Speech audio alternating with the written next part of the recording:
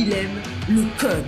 Il faut que la communication soit codée, mais de façon claire et transparente. La rigidité, c'est pas pour nous. Mon nom est Francis Parent-Valquette et vous écoutez le Sandro Show. Mais le plus important, c'est qu'il est bélier.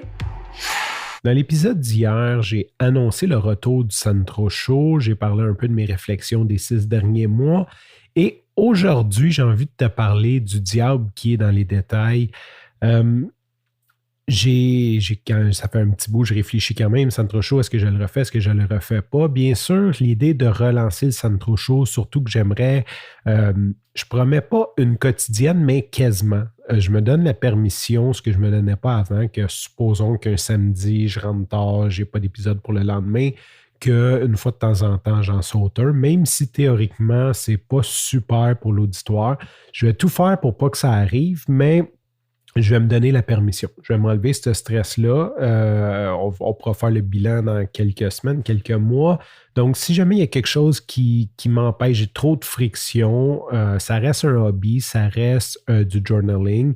Donc, je m'enlève cette pression-là. Maintenant, je me suis dit, OK, si je veux que ça soit viable, je veux m'enlever un maximum de pression dans le processus parce qu'il y a beaucoup de choses que je faisais par souci du détail, il y avait un côté aussi du Sandro Show que c'était une belle vitrine. Je travaillais dans le podcast, j'allais chercher des clients de podcast. Fait que c'est sûr que je voulais que si la personne écoute le dernier épisode, qu'il ait une bonne impression globale de ce que je peux faire. Hein? C'est sûr, si je fais un épisode que je botche, puis l'autre que je suis bon, puis tu sais pas lequel qui va écouter, il tombe sur celui que tu as botché, ben c'est sûr que ça donne peut-être pas une bonne image.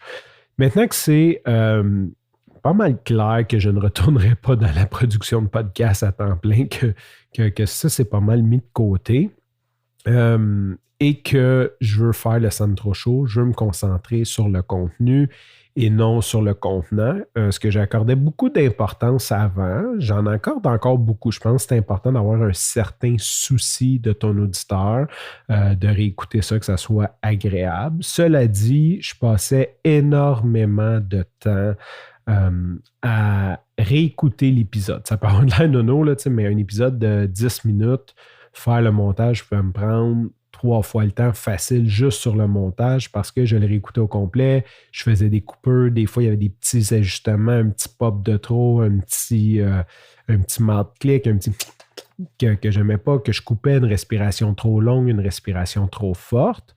Donc, en gros, mon processus, c'est j'enregistre, je mets ça dans mon logiciel. J'ai fait tous mes presets parce que mon studio où j'enregistre ne change pas. C'est toujours le même micro, c'est toujours la même pièce, donc toujours pas mal le même ton, room tone. Fait que j'ai réussi à automatiser, je dirais, un bon 80-90% du processus. Et après, je prenais 80-90% du temps pour arranger l'autre 10-20% pour que ça soit une meilleure qualité. Ce que j'ai décidé maintenant, c'est que ça va être unedit.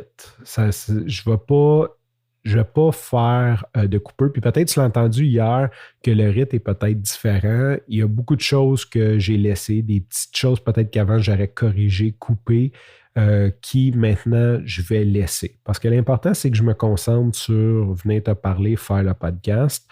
Je vais faire un petit peu d'arrière-scène. Donc, j'ai configuré maintenant, Headliner me permet de mettre automatiquement sur YouTube mes audiogrammes. Avant, je les faisais manuellement. Je faisais c'est sûr que c'était semi-automatisé, mais je mettais les sous-titres. Je ne mettrai plus les sous-titres. Donc, c'est un podcast audio. C'est diffusé en audiogramme automatiquement sur YouTube. Et that's it. Je veux dire, c'est un podcast. Keep it simple. C'est la façon la plus viable que je vois de pouvoir continuer à faire le Sandro Show, avoir du plaisir à faire le Sandro Show et que je puisse le faire de façon quotidienne ou quasi quotidienne, au moins 5-6 jours semaine, sans que ça m'ajoute une charge de travail de fou. Donc, si jamais tu as des commentaires sur la qualité, fais-moi signe. Je pense que malgré tout ça, le Sandro Show va avoir une bien meilleure qualité que beaucoup d'autres podcasts que j'écoute, que j'ai vus, que je vois passer, qui sont nouveaux, ou que les gens n'ont tout simplement pas le souci de ces détails-là.